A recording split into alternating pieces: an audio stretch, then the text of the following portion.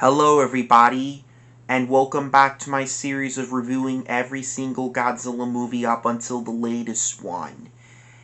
And today's review, I am going to be talking about Mothra vs. Godzilla. And so I don't really need to talk about the history of this movie, but I'm just not going to do it for every other Godzilla movie, or except for some of them.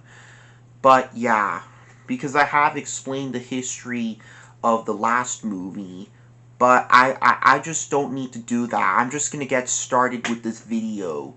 So here we go.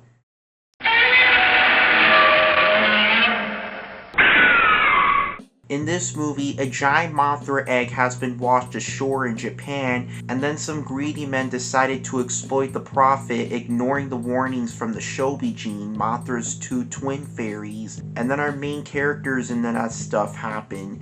And then Godzilla pops out of the ground, he starts wreaking havoc with the city and the stuff. So our main characters, they decided to go to Infant Island, which is Mothra's home, and they decided to get Mothra to be the hero to fight Godzilla and letting both monsters fight.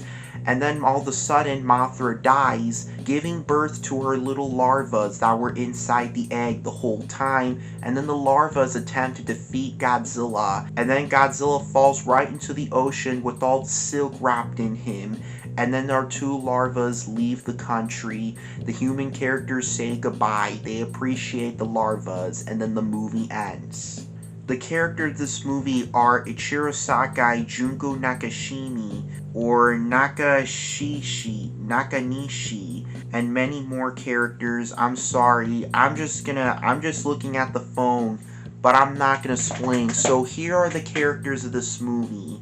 I can't say their names because I don't know their names, but it's okay, but I can say the names of the ones that I do know the names. So those are all the characters of the movie. Oh, and the one thing, the main character of this movie, he's not the same character from the first movie, despite being played by the same actor, Akira Takarada. Okay, listen guys, I get returning actors, but could you at least just stay focused on the same characters from the original film?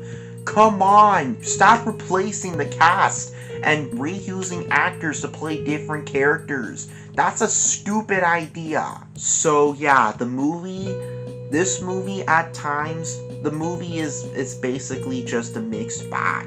It is a mixed bag, but it's still a stupid idea with two iconic monsters from the different franchises coming together in one film fighting.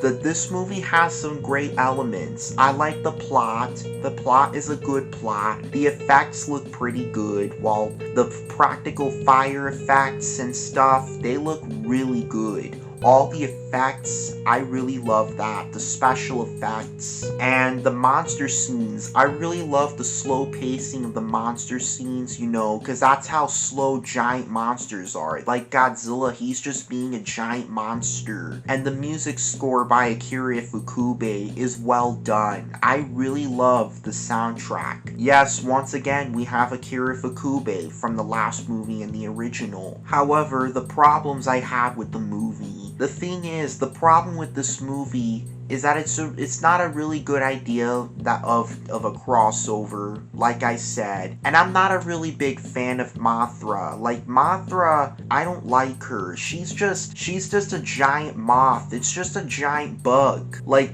I know there is something of a genre of giant bug creatures, but I don't like that. I'd rather watch a movie about a giant special monster.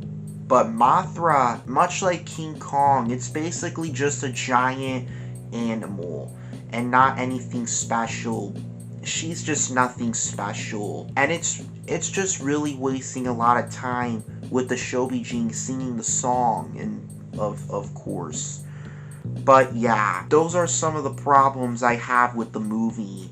And Yeah. Oh, and the monster fights. The monster fights are just ridiculous. They still haven't aged well. It's basically just two puppets fighting in one shot, and you can't even see what's going on. Not even Godzilla could actually hit Mothra or anything. He just lets Mothra just knock him over, pull him in the tail, and then they just have this fight, just these lazy effects. And then Mothra couldn't even defeat Godzilla.